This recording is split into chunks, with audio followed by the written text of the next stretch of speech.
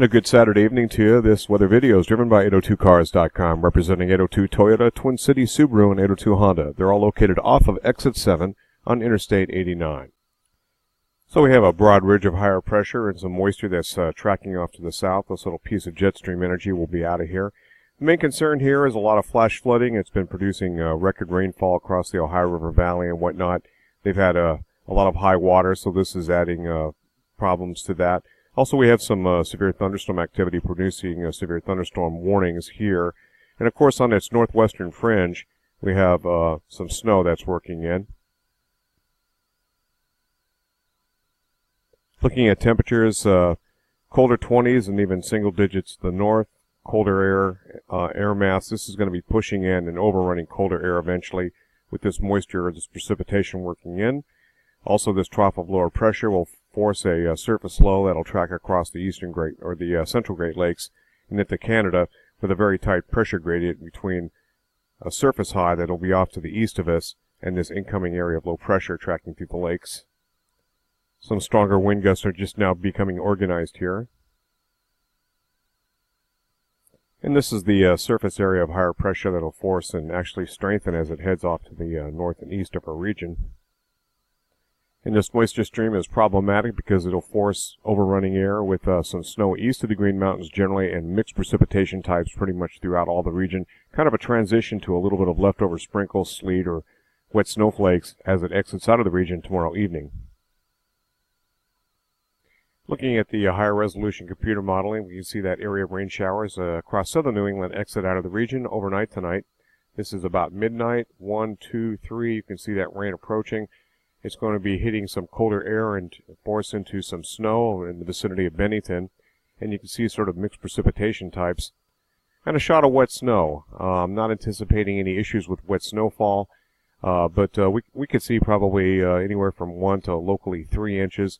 Maybe a couple spots in our mountains here, or southern Green Mountains could see maybe locally 4 inches. It looks like under a half-inch precipitation total.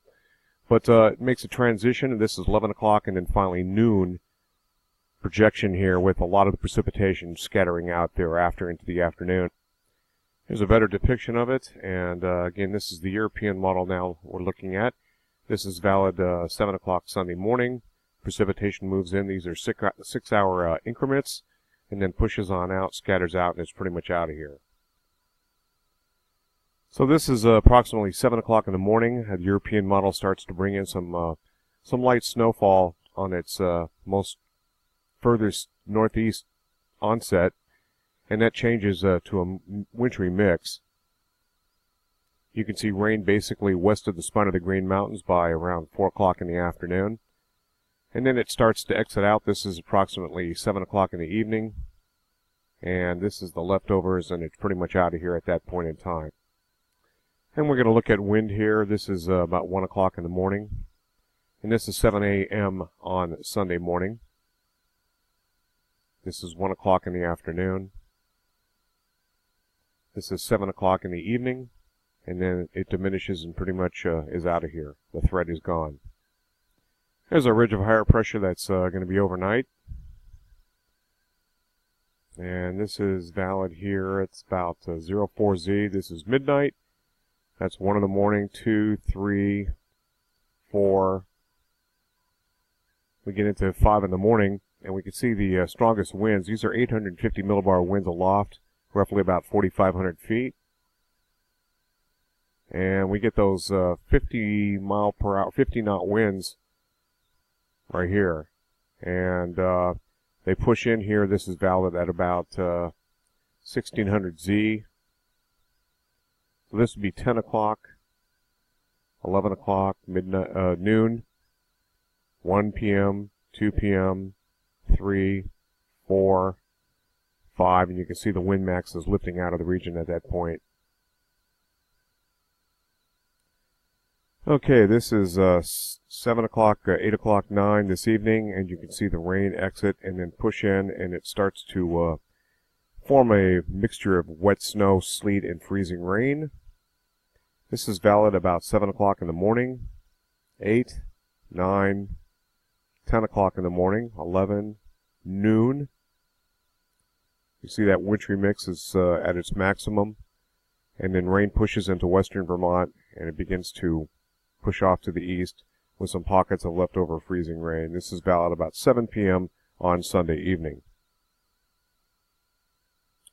Looking at the NAM model, incoming wind starts to 34 to 38, and you can see this is the area of gusts across New York. We get into the lighter green color here, 38 to 42 knots.